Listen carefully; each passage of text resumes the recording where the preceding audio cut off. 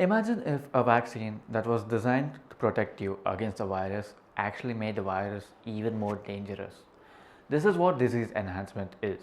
Let us understand how this process works. The coronavirus employs spike proteins on its surface to gain entry into cells. To fight off the virus, two main components of a body's immune system are the antibodies and phagocytes. The antibodies, being shape specific, bind on the spike protein of the virus, thus neutralizing them, and also allow cells with Fc receptors to consume the virus by grabbing on to the other end of the antibody. Once consumed, lysosomes kill the virus with enzymes. Now, as a virus, let's say you weren't very good at making exact copies of your spike protein every time you replicate it. And maybe after a few generations, you manage to have a change like this. So now, an antibody that was designed to stop you at one point of time may not effectively stop you this time around. At the place where antibodies bind to the coronavirus, there is a protein present which is bad at making exact copies of itself on replication. The protein easily mutates, and this change in the shape of an antigen is known as antigenic drift. Shape determines everything and defines what you can and cannot interact with.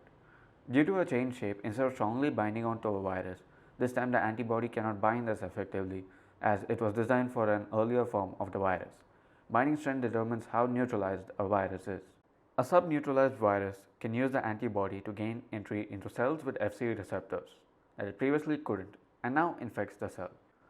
When consumed by a macrophage, the antibodies no longer even subneutralize the virus. Broken free, the virus now infects and destroys the macrophage. And this is what disease enhancement is all about, wherein the presence of antibodies actually made the disease more severe because now the virus could infect cells that it previously couldn't. Disease enhancement might explain why there are so many severe cases among the older population.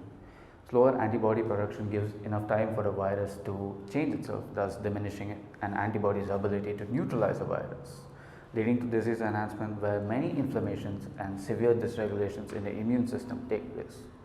So how could vaccines cause disease enhancement? A vaccine trains the body to fight a form of the virus.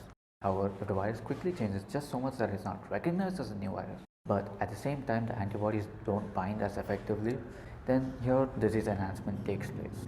Usually viruses don't change much, but as we have seen, the coronavirus is different. Disease enhancement is the reason why vaccines have to be elaborately tested, and this takes time.